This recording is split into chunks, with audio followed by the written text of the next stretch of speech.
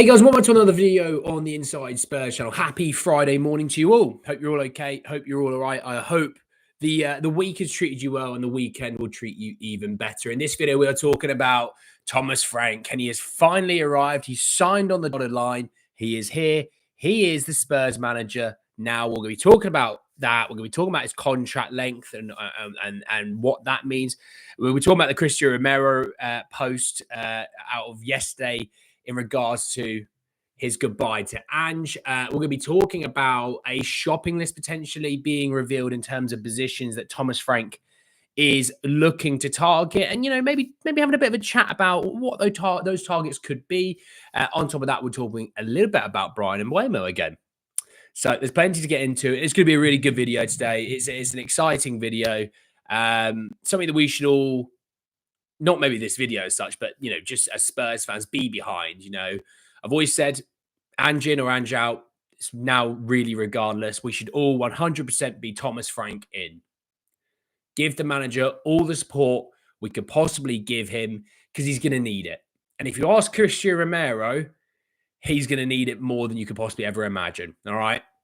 But let's start with Thomas Frank. Thomas Frank has been announced as this. Actually, let me say good mornings first. Morning, Sonia, Sean, Graham, Steve, Adiz, Jake, Sean with the super chat again. Sean, I've got a drink this time. I've got water from the gym session. So thank you very much, Sean. You're absolute bloody legend. Legend of the Spurs community. Morning, Spurs. Less known, EZ, Naima. How are we all? Yes, last night, Thomas Frank was officially announced as the Tottenham Hotspur manager. It came from Tottenham Hotspur as well. So don't worry if you're thinking, what aggregator, what ITK? No. Straight from themselves. He has been announced as the new Tottenham Hotspur manager on a 3-year contract until the summer of 2028. I don't mind the contract length. I don't mind it at all. First and foremost, though, congratulations to Thomas on the new job. Obviously, commiserations to Brentford on losing their long-tenured manager. I'm going to be reading I'm going to be reading in a short while his message to the Brentford fans after leaving. Obviously, I hope to maybe see a little bit of Thomas Frank today, maybe a little promo video, 2-3 minutes long, just talking about the job at hand and what have you. The sign's green for a reason, because we're going. The transfer market for us can really and truly officially 100% start. It would have been going already, but it would now 100% start. But yeah, he has signed on the dotted line. He is the new Tottenham Hotspur manager. He has signed a 3-year deal. And the Frank era, frankly, has started. That was terrible. I'll see myself out. But no, regardless, the foundations are there to take a leap. The foundations are there to kick on this season. For years of clearing out names and players that deemed are either not good enough, deemed pariahs at times, they've all gone. And what is left for Thomas Frank is a group of good players, but even better human beings. He's left with a group that is very unified, a family feel to them. And that's an amazing thing to be walking into. I think a lot of people sort of thought, no, is the Tottenham Hotspur job appetizing? I promise you, when you're going to get a pay rise of 2, 3, 4 times the amount you were on previously, it's great. You're going to get sacked in 2 years' time and get a payout, which is always nice. But no, in reality, it is a good job. And you're coming into a team that's just won a European trophy. First time in 4 decades. First time they've won a trophy in 17 years. So you're not coming in and the Spurs fans aren't demanding you winning trophies. They look at every manager before you, managers that win now, managers who are heralded by some Spurs fans who won absolutely nothing, failed. The man right before you did it. The pressure is not on you to do it. The pressure on you is to kick on, to improve. That's the really big thing now.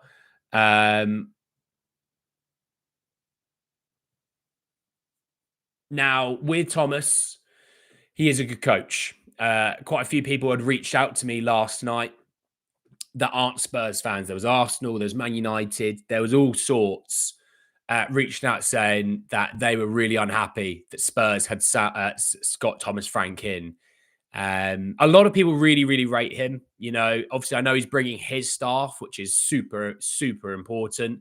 I'm glad that if there was any sort of debate from Levy or anyone going, oh, do we need to? Do we need this? Do we need that? He very much said, yes, we do. If you're signing me, you're signing my staff. The reason why I've had success, large part of it is down to the wonderful humans that I've worked with. And he's getting his staff. He's getting multiple of his staff, which is great. Now, the transfer market in theory is shut, right? It's shut we're in the middle of a 6-day break of the transfer window. But let's be honest, the transfer window is still open. Teams are still trying to do business. Their offers are being made. There's talks to agents. There's talk between clubs, right? We are active. Spurs will be active. Anyone that thinks Spurs haven't done any transfer work, you're absolutely bonkers. Every team is doing transfer work in the middle of the bloody season. They'll be doing it in October. They'll be doing it in March. They are doing it all year round. They're talking to agents. They're talking to, for example, you might have a player that you're trying to extend, and he's represented by this firm. This firm maybe has a player elsewhere that you're kind of interested in. You kind of go, no, what's his situation? Just out of curiosity. Happens all the time. Morning, John St. Uden. How are we? Adventurous, rhythmic. Sophia and Steampunk, how are we? Yeah, great news that it's done. It's now June 13th. It's now time to kick on. And it's time to get the market going. But just to sort of finish off with a little bit of Thomas Frank news, he left a message for the Brentford fans. It was a beautiful message, actually. I'll read it to you really quickly. He said, to everyone associated with Brentford Football Club, the time has come for me to move on, but even as I leave, I know I have left a big piece of my heart at Brentford, not just at the football club, but with the community and, of course, the incredible and loyal supporters. I want to extend my profound gratitude to the club for giving me the chance to pursue my dreams, and for everyone involved who made the journey such a memorable one. For my family and I, it's been a privilege to be allowed to be a part of such a special community. It's an experience and adventure that we will cherish for life. So thank you. Whatever we have achieved together. And our success is built on unity, spirit, courage, and ambition at every level of the club amongst the fans. Everybody's contributed. Every contribution has been invaluable. I'm not just leaving a football club. I'm saying goodbye to friends who support through the good and bad times. I will carry me with me always. I would like to say a special word of thanks to Matthew Benham. His trust and friendship have meant so much to me, and the fact he gave me a chance at English football means I will always owe him a debt of gratitude. Thank you, Matt. So while this is a goodbye, I hope the relationships I've built with everybody will be lasting ones. And of course, we will meet again in the wonderful world of football. That, I was like, that's a beautiful statement.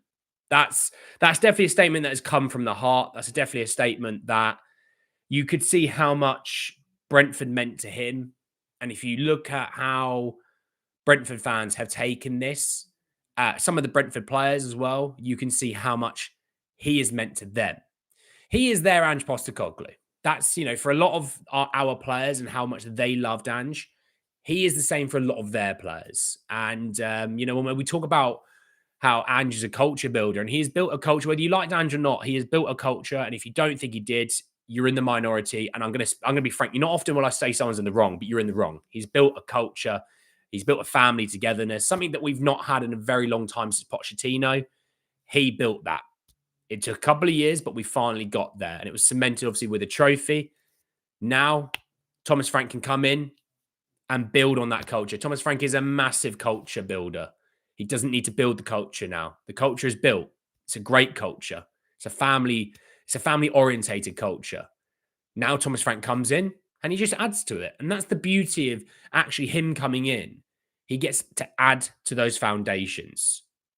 He joins a Champions League side. He joins a European Championship side in the Europa League. We are playing in, I think it's 2 months today. We're talking 2 months today, the Super Cup against PSG. We are in another European final in 2 months today. So for everything that he is leaving at Brentford, he is getting a wonderful playing staff. He's bringing his team. He has knowledge of the Premier League. He loves a lot of our players. He wanted to sign some of our players.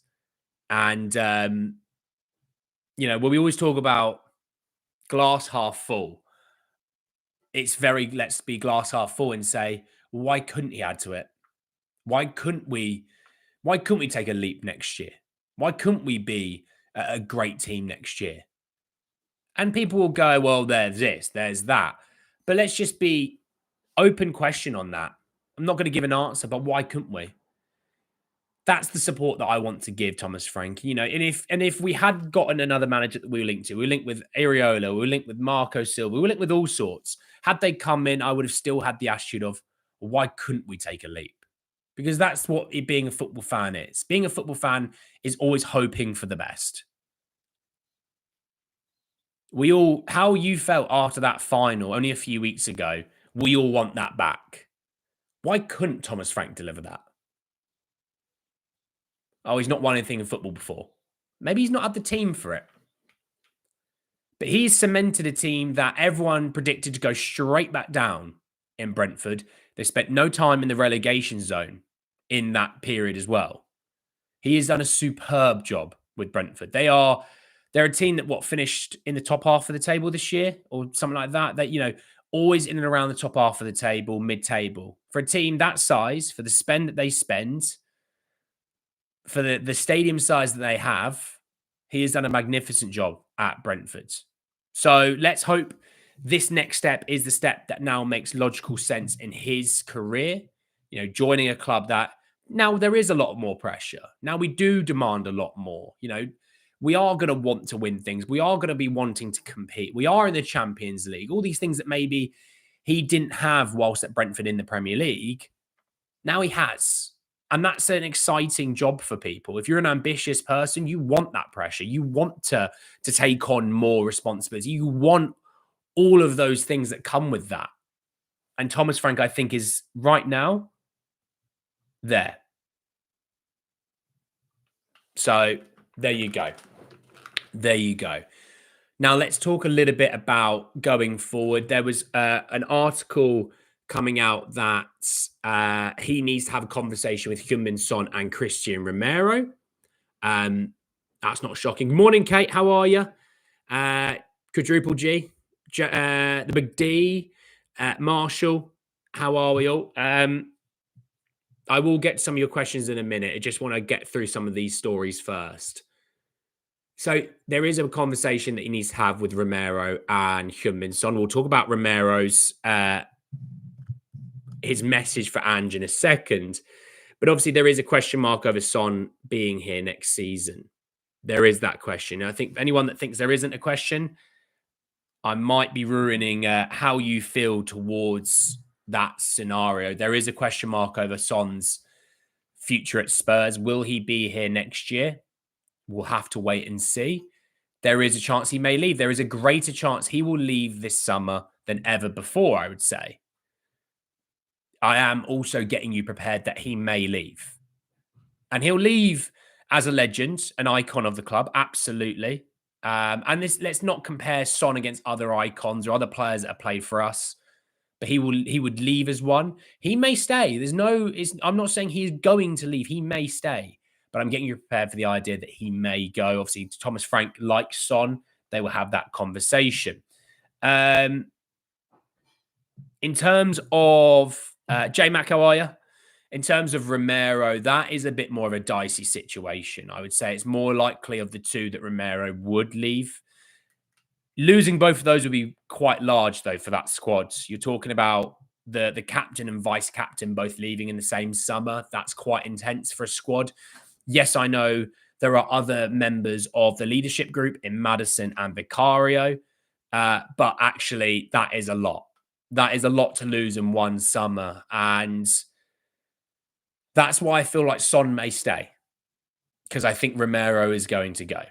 And again, I'm putting out there to get you mentally prepared for the idea that Romero may go. And if they stay, brilliant, because I think Romero is a wonderful centre-back. He is easily our best player.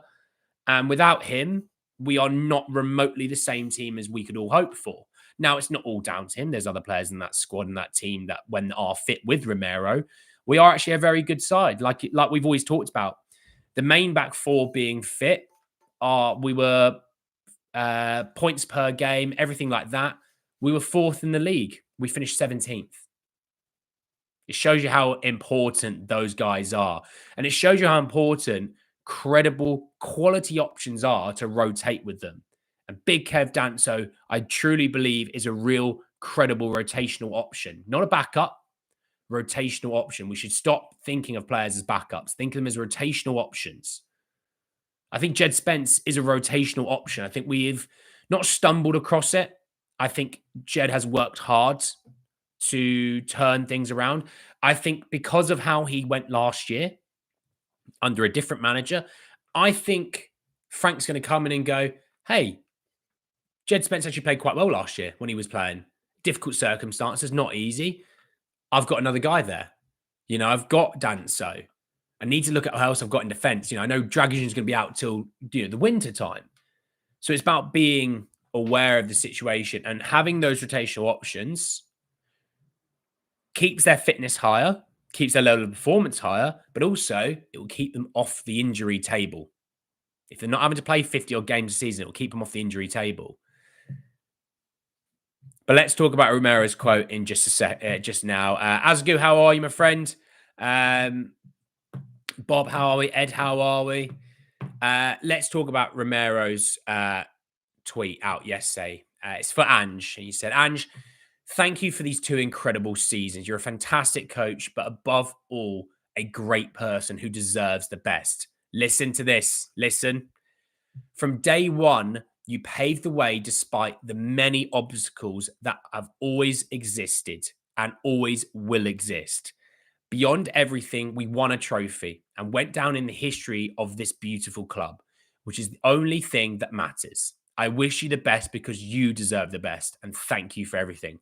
It's a beautiful, beautiful tweet out about Romero to Ange. And when I first read it, I said, it was beautiful. It was a lovely quote. There was no Spanish. It was all English as well. Sometimes Romero might post a little bit in Spanish and you have to sort of translate it. But no, it was all in English. And that middle part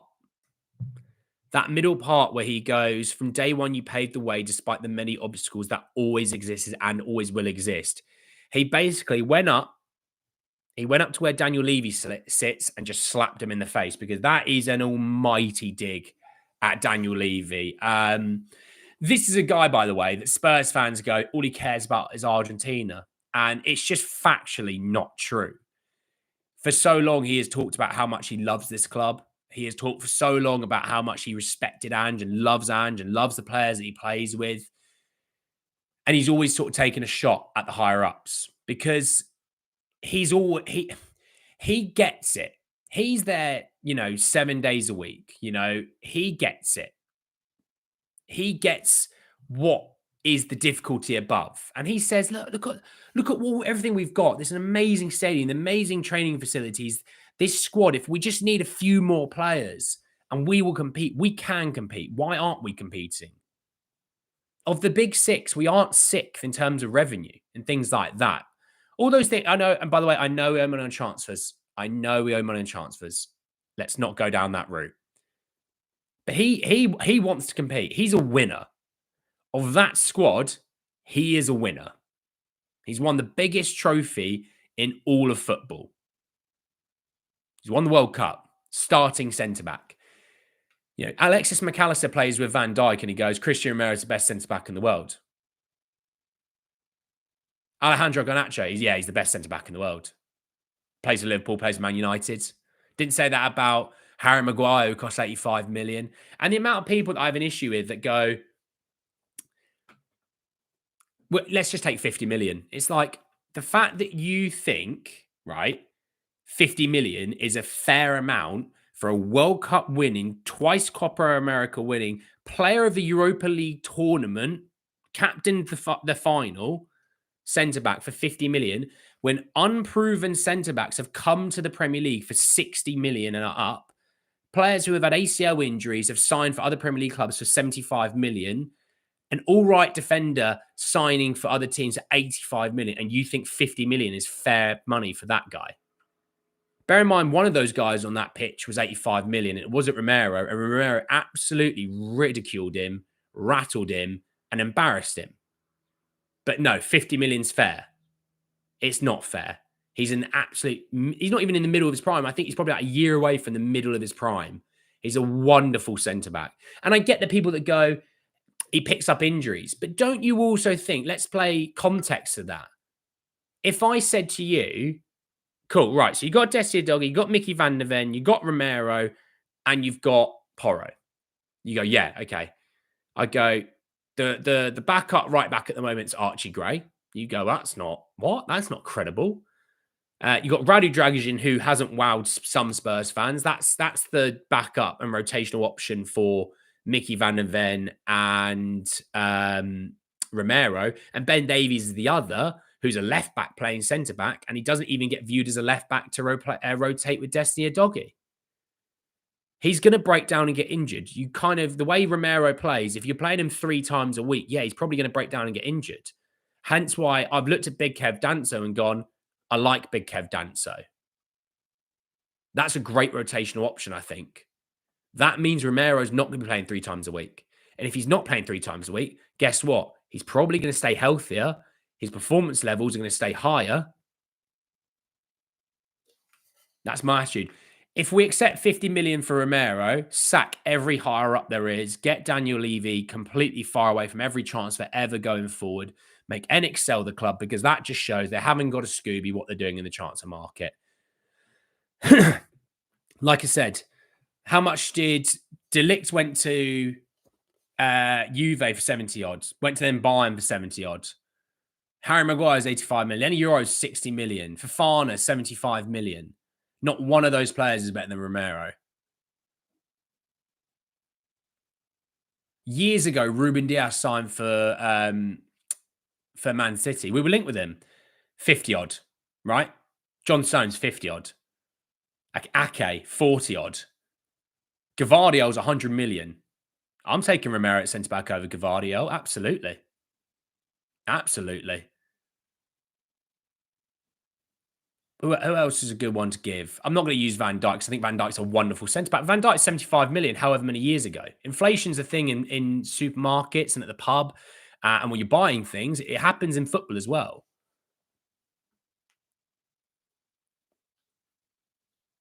For me, the way I look at it is if Romero isn't 70 and above, we've done a terrible job. And I think he's more than 70. And if Atletico believe they can sign him, what was it, for 37 or 38 million, then guess what? I've got blonde hair. That says Peyton Manning. That says Fernando Torres. There's a thumbs up. You're welcome. That says Spurs inside, and it's in pink. No, it doesn't. Absolute brilliant centre half. I wonder why other centre halves stay fitter. Normally, because they can rotate centre halves. Oh, right, okay. Huh, interesting. Interesting. But yeah, no chance. By the way, also, he's a guy that's actually taken digs at the higher ups quite a few times. And people go, he's already had his foot out. He's already left the club. He said earlier on the season, it's like he said he was focusing on the rest of the season. He said it out of his own mouth. I'm focusing on the rest of the season. So, yeah, for me, if we get anything less than 70, fire Lang, fire Parachi, fire them all, in my opinion, because they've done a terrible job. Terrible job. I'd rather let Adventurous be my director of football. Ed can be his backup. He can be his number 2. And Kate can be the Fabio Paratici consultant role. Just have those 3 doing it, because clearly they would know more. Because Romero is not worth 50 to 60 million. He isn't. He is if you don't want everything from him. I want his left leg, his right arm, and his left arm. That's all I want.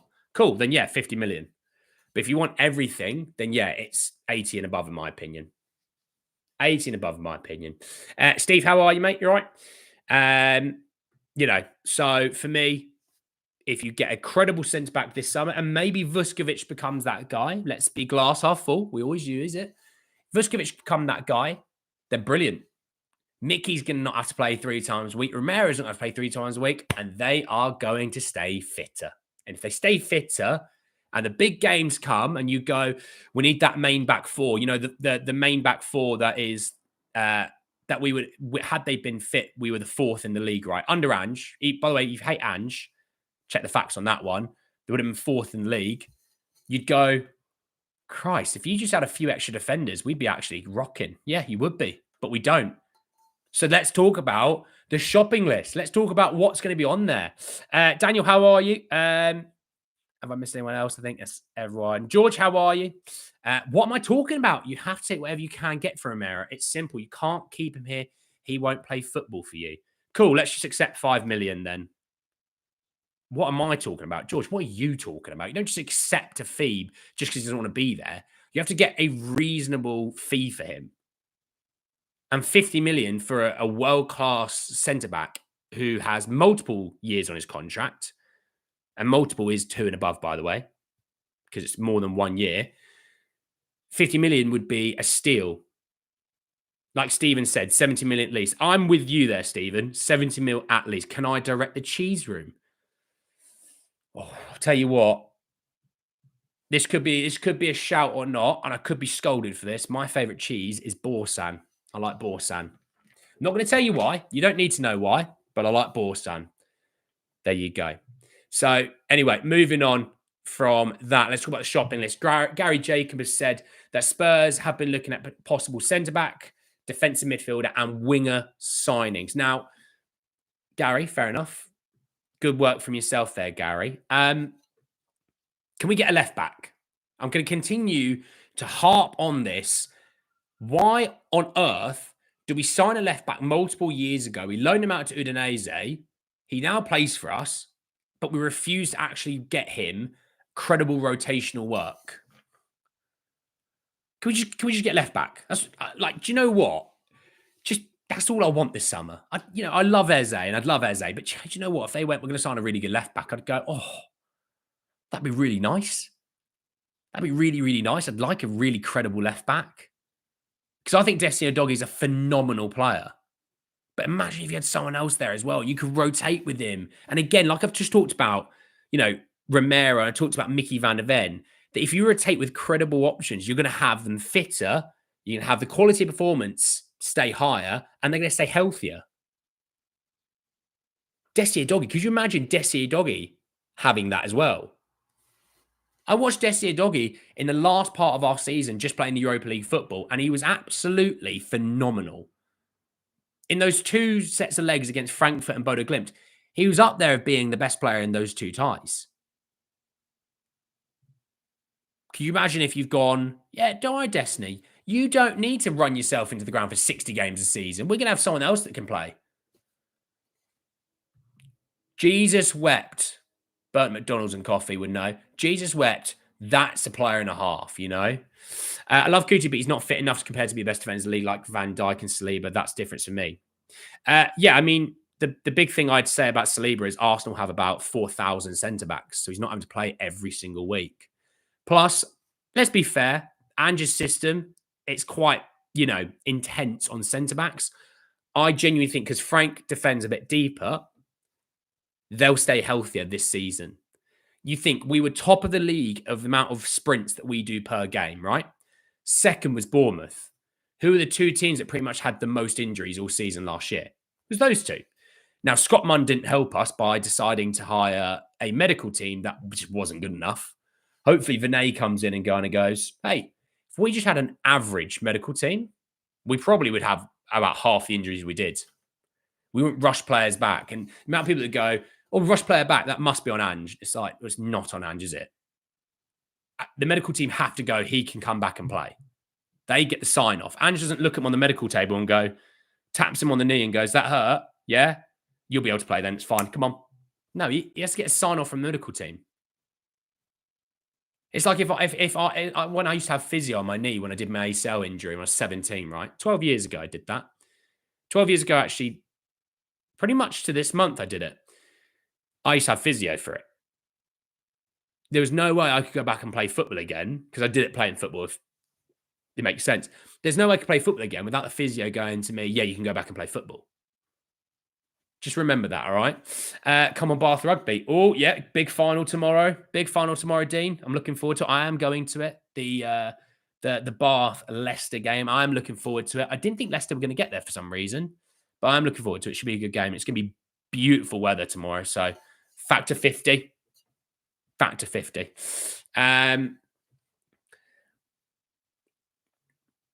Yeah, too much overreacting, more. I agree. Frank prefers his left wingers to be right-footed. Spence is left back, then Vanson right back. Well, the thing is, I've always said if a manager, well, beautiful now is I used to go, if the manager thinks of Spence as left back, well, if Thomas Frank thinks of Jed Spence as a left back, then you go and sign a right back. That's, but if he views him as a right back, then you go and use him, you go and get a left back. You know what I mean? So that's my thinking. I hope these players will give Thomas Frank a chance. They will. They're professionals. This is their job. They have to give him a chance. They will. And they will. There's not that arrogance in this squad that probably was there towards the end of Poch through the Mourinho time. There was a lot of players inside that squad that were arrogant, who were believing their own hype. Players like, and I'm not saying like Harry Kane, because Harry Kane is a brilliant striker, and Heung-Min Son. And I'm not going to say names. I'm not going to name names. I'm not going to get in trouble for it. But, bench players who thought they should be starting, who, by the way, are no longer at the club. They were the problems at the Spurs at the time. And they've gone.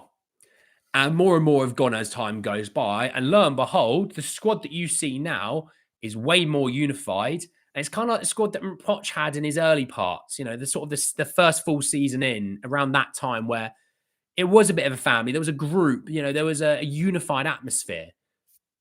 You're seeing it now again. And that's why I'm saying Thomas Frank coming into a great squad in terms of an attitude, in terms of a togetherness and happiness and sort of family feel. He doesn't have to build that culture. The culture's been built for him. He now gets the beautiful job of just adding to the culture. And that's, I think, probably one of the big jobs, had we not won the Europa League, that there might have been a few like difficult, things going on, but actually we won the Europa League. These players are heralded as better players than we've had for a long time because of that. Thomas Frank gets to add to it. It's a way easier job than you would imagine, Well, yeah, I think Frank's going to bring one of his fitness coaches, isn't he? So you got a beautiful bottle of rum to try now. Oh, Dean, what rum have you got? I want to know who it is. Is it the spice, the dark, or the white rum? I want to know. And don't skimp out on the information. I want to know it all. I actually have basically finished off all the rum that's in this room. Have I played Union or League? I'm thinking Union. I played Union. I played scrum half. So I played number 9. And then I played 11. So I played wing because I was quite quick. And then I put on loads of muscle. And then I played flanker. And if I played now, if my knee could ever accept it and I wanted to, and I wouldn't want to now, I would play 6. That's where I play now. Do I think Frank get the best out of Tell? Absolutely. By the way, Sofian, welcome to the Members Club. The absolute bloody legend. Sofian's been around for a very long time. If you're new, Sofian has been around as a subscriber for a very, very long time. He's someone that's been around for a long time, always liked the videos and commented. And, even when we used to have a couple hundred views on a video, Sofian be one, he'd be commenting and it was good. But he's an absolute legend. So welcome to the Membership Club. There's some stickers that I need to sort out this weekend. There's membership only videos as well. And there's a few other little perks from it. So welcome and enjoy. Sofian, your legends. What expectations should you have for top 6? I believe on expectations. Let's park that until we see what we do with transfers. That's my big thing. Because if we end up selling all our best players and then not replacing them, I can't demand top 6 because it's just not going to happen, A Jabulani Nuxamolo. What a name. By the way, Jabulani, fantastic football from the 2010 World Cup. Romero's worth 98 million, minimum, nothing less. Defensive midfielders Manicono of Roma or Baleba of Brighton. Left back, please sign Gila, who plays in Italy for a top team there. Yeah, Ange gets the credit for the culture. Him and his coaching team, they get a massive amount of credit for the culture. Not convinced by Spence at left back. Campese. It's not like Spurs to be happy. We should be all grumpy about Ange replacement. Only getting how are you, mate? DJ, I'm happy. How are you? How are you? Happy weekend to the Australian fans that there are. You know, DJ and Steve Adventurous, I believe, as well. There might be more, but I've probably missed them. Apologies. You're a wing, centre, halfback, and hooker. Fair play. Steve was inside centre on the crash ball, and 7 I played. Or crash ball dummy. What do I think of Frank's setup? Well, look, the one thing about Frank, right, he uses multiple different formations. I would say temper expectations as to when you're going to see all of these different formations at Spurs. He was at Brentford for 7 years. He's had time to build and work on them. He's coming in new. I'd rather him absolute nail one system straight away and then build on other systems. Nail the one system, get it down to a pact where you're like, yeah, the guys I know, they know exactly what I want them to do, when to do it, blah, blah, blah. Right, now let's work on, a 4-5-1. Now let's work on a 3-4-2-1 or 1-2, whatever it is, or a 3-5-2. His main thing was a 4-3-3. Let's start there. Let's nail that. Shouldn't take too much. Obviously, we play a 4-3-3 already. Nail that. Build on it, should go for Yamal. Fair enough, Marshall. John Romero's price is only 2 years of code, then also the amount of how clubs can afford him. Well, if they can't afford him, I'm happy to keep him. Not a problem. To sharpen our front line, please sign Isaiah Palace and Mbeumo of Brentford and Gibbs White. You aren't signing all 3, mate. You are not signing all 3. Just hope we beat South Africa to kick off the weekend. Should be a good game. Is Mitoma not an option? No, he won't be an option purely down to how much he is going to cost. Brighton turned down what I believe was about 90 million in January from Saudi. Spurs will be absolutely nowhere near it. Spurs have completed the basis of a deal for Nicolo Pisilli, the young Roma midfielder, a rising star in Serie A and a revelation at the under-21 level, is being targeted by Spurs as part of their strategy to create young talent to be continued after the tournament. That's come from Sebastian Vidal in Foot Mercato. When's that? That's come out this morning. Who? I'm not going to sit here and pretend that I know who Nicolo Pisilli is, by the way. We're going to do some research together. Come on, let's all do it. Nicolo Pisilli. God, he looks young. He is young. He's 23rd of September 2004. He's 20. Oh, Johan Lang. I don't know what it is about Johan. He just has a thing for... He is... to be fair, he's been capped by the full Italian side. He's got 1 cap. Oh. McDonald's giving me an ad to watch. Wow. Played 41 times this season for Roma. 28 times in Serie A. Played 11 times in the Europa League. Twice in the Italy Cup. Scored 3, assisted 1.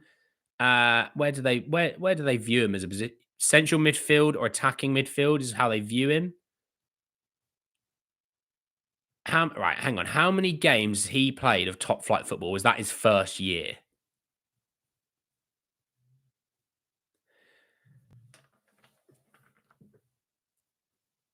I think that was his first year. What is the Primavera 1?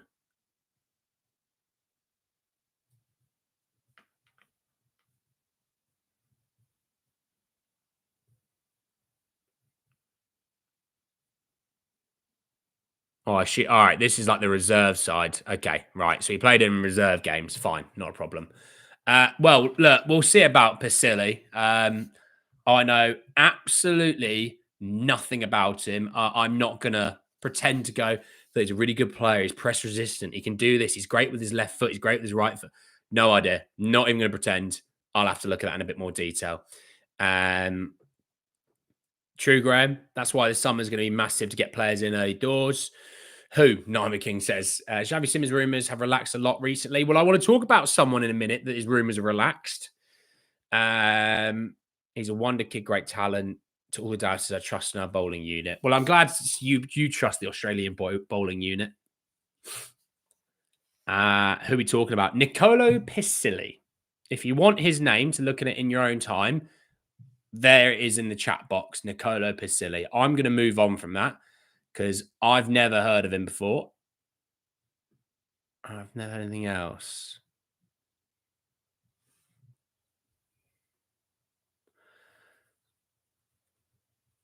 If those quotes have just come out from Conte, Conte's been talking. He's talked about Spurs. Not interested. Not interested, Antonio. Not interested. In the bin you get, lad. In the bin you get.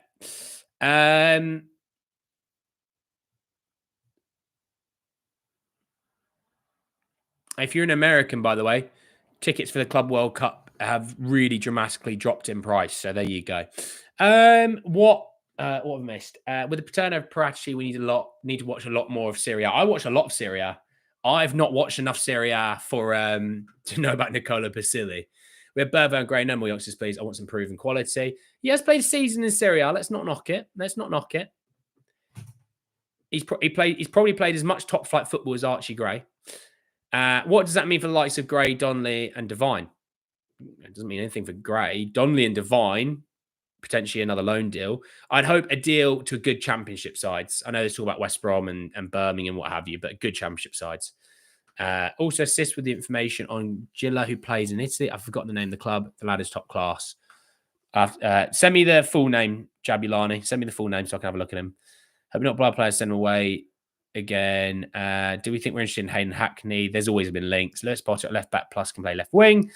You want a versatile midfielder. The squad needs to be assembled. The preseason is formation trials this season. Tommy Frank won't get a time once a week. Yeah. Right. This one that I want to bring in. Spurs ITK Hub was saying that we've spoken to Brentford about Mbeumo, happened in the process of triggering Frank's release clause and discussing stuff. Really good relations between Spurs and Brentford. Now, look.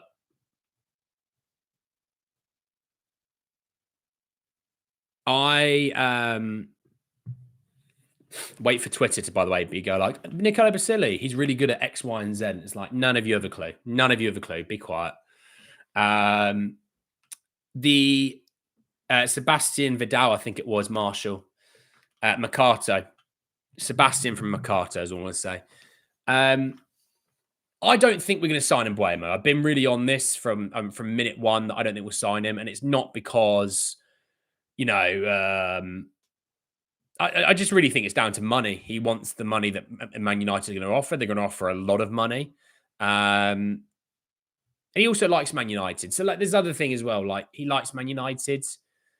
I don't know if he grew up supporting them, but I'm just saying he likes Man United. That's something that plays into it. With us, what has my interest in this deal is that it has gone a bit quiet with Man United and Mbeumo. And it feels like the Man United and Gyökeres news has gotten loud recently. I know Gyökeres is a big thing. Him in the Sporting Lisbon, there's tension between the two and things like that. But on Mbeumo, it's gone very quiet. Very, very quiet as well. Like to the point where I was like, oh no, he's definitely going to Man United. I think this deal will get done pretty soon, blah, blah, blah. No deal has been agreed. Even though they were making offers, no deal has been agreed.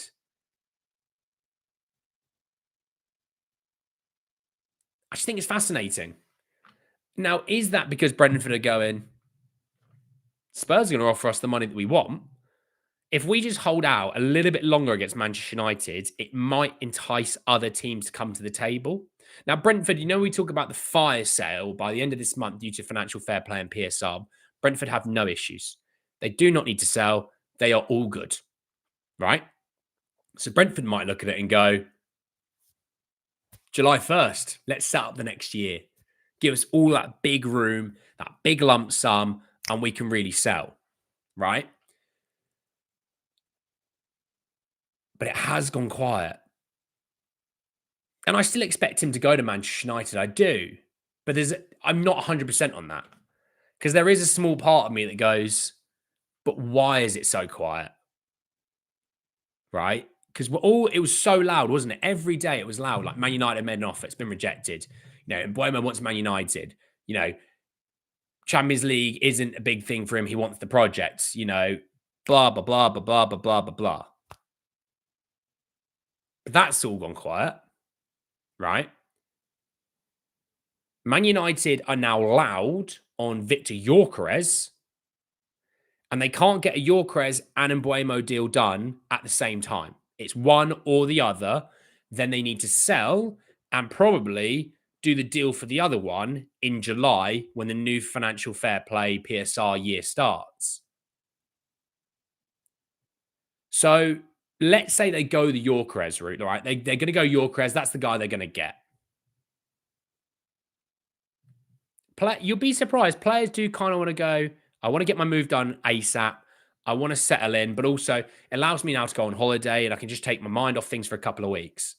Well, with that being said, if they are Gyökeres, focused and the Mbeumo focus isn't there as much because they kind of go, let's get Gyökeres because there's been links to Sesko to Saudi, and I know Arsenal are looking at Sesko, but if Sesko goes off the market, that you'd expect them to go the Gyökeres route, or even Ollie Watkins potentially. I think John Duran might be leaving Al Nassr again, so that brings another striker to the table. It does make you think, where does that leave Mbeumo? Because I always thought they're going to get Matheus Cunha done. They were going to get Mbeumo done really quickly after that. They were going to make some sales. And then by July 1st, when the new financial year starts in terms of PSR and financial fair play, I thought, right, then they'll go and get Gyökeres. But it feels kind of like they've paused Mbeumo and said, we'll probably try and go for him in July when obviously the new financial fair play year starts. There's been no news out of Brentford or Man United around Mbeumo. We're going to go Gyökeres to make sure we don't miss out on him because other teams, their striker targets may end up going elsewhere and they'll resort to other names like Arsenal, to Gyökeres or to Watkins. Does that mean he's there? Does that mean he's there?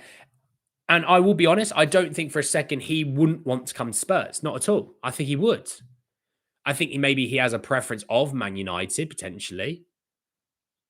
But that can change in a day's time. Tomorrow he might go, actually, I'd rather Spurs. Or I'd much rather Arsenal or Newcastle or someone else that I've been linked to, So, because there's chatter around Mbeumo, Frank is obviously going to want Brian Mbeumo. We could all probably expect that. He was his star man at Brentford. He had a very good season. The overdoing of XG is a little bit of a worry. I wouldn't expect 28 goal contributions from Mbeumo at Spurs when, he's not going to be the main guy at Spurs. There's other guys in that squad that are, good players. You got a £65 million striker. You got Kulu. You got Madders. You've got, Son at present still there. He wouldn't be the main guy. He'd be a part of the attacking setup. So it's an interesting one in the Mbeumo. I still think he'll end up in Man United, but it's just something to think about. Something to keep in the back pocket.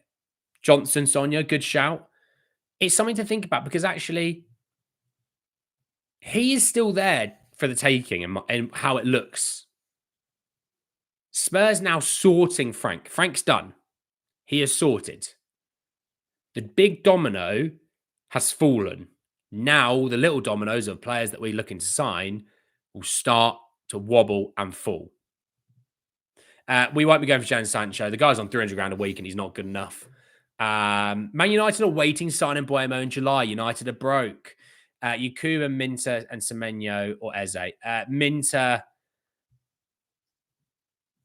he's good, but I don't think we're not the right club for him right this second. Morning, Eric. How are you? Got about the Dane. Atletico can't pay the money, so Romero is pushing Levy. I have a Gambian mate who loves. Look, Minter's a good player. I don't think it's going to be the right time. Brighton spent, what was it, like 40 million on him or 30 million on him. You think how Brighton view transfers? Any player they bought for 30 is now worth 90. We won't go near there. You can get a player of Minter standard for a fraction of the cost. A fraction of the cost. If Minter's going to cost 70 odd million, there's no way on earth he is ahead of any other name on the list that we're interested in. Very one-footed as well. And Mbeumo would be a great rotation option with him and Johnson as right wing options. It gives you the ability to kind of go, depending on what the team that we're playing looks like, we've got an option to deal with them, you know. Semenyo is fantastic dribbler. Minter has serious potential, but you know what deal with Brighton are like. They'd pull our pants down for him. Okay, said it'd be good for us. Brighton, like I said, Brighton, if there's a player worth 20 million, Brighton will charge you like 90. I mean, they rejected 90 million from Mitoma. If someone offers me 90 million for Mitoma, I'd have snatched their hand off there and then. Absolutely. Good player, not worth anything near that. Handy was away for 8 months. Great to hear your voice of reason again. Keep Romero at any cost, just coming into his prime. Can't let Romero leave. Welcome back, Richard. Another legend of the community. Welcome back, my friends. Hope you've been okay. The player is Mario Gila. He plays for Lazio. Okay, Jablon, I'll have a quick look at that. Let's have a quick look at anything else that I need to sort of know about or care about.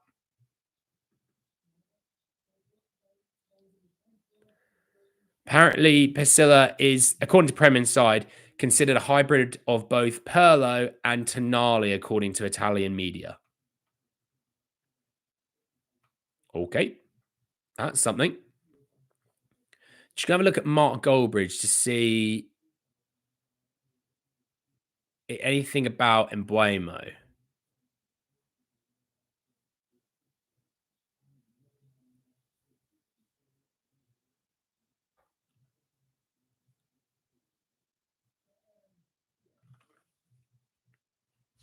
Oh, yeah, they're in for Ekatike as well, United. United can't afford all these guys. No way. Definitely not right now. It would go late into the market to do that. He went live this morning to talk about Mbeumo. I might have to catch up and watch that a little bit later to get an idea. As a Sondra right at left, Frank definitely likes the left foot and winger that plays right wing. So it's interesting who will go for Dibbling, maybe. Hopefully, Brian Mbeumo. But Dibbling will be on the list. Yeah, round suggestion Pulisic. Let's keep that as a random suggestion. He's the LeBron James of soccer. He's not LeBron James of soccer. And also, it's called football. Get it right. Alice's main channel. I'll have a look, see what's going on with Mbeumo. The news has gone quiet. Any real credible news, it's gone quiet. Do you know what? Let's have a quick little look.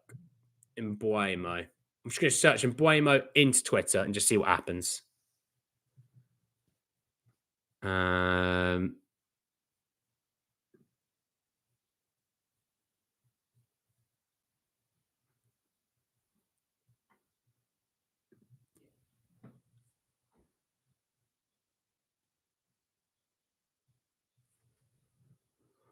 No, there's nothing there.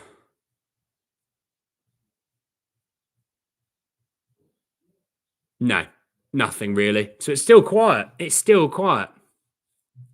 You know, I'm just thinking he might be on the market still. And if you want him, you're going to have to move quick.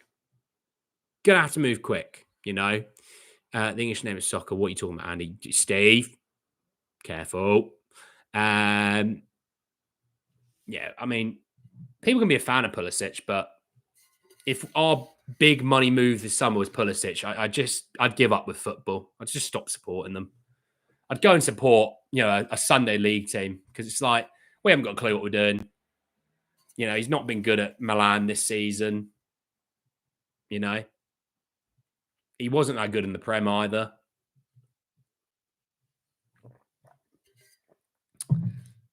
I don't even think he's playing for the US this summer because he wants to get ready for the next season. Captain America letting America down there. Couldn't be my goat. Oh, Spurs haven't got anyone in the England squad. Damn it. But you get what I'm saying. But anyway, look, thank you so much for joining me this morning. It's midday. It's 12 o'clock. Thank you all so much for joining me this morning and into your afternoons. Please, thank you. By the way, sorry, thank you for all the likes, the comments, and subscribes recently. The new members, the super chats, Sofian and Sean, legends. Thank you all so much. Please go and enjoy the rest of your days, the mornings, the afternoons, the evenings, into your weekends, whatever it is that you are doing this weekend. Stay safe and have an amazing weekend. I'll be back soon to talk a lot more about Tottenham. Take care, everyone. Peace.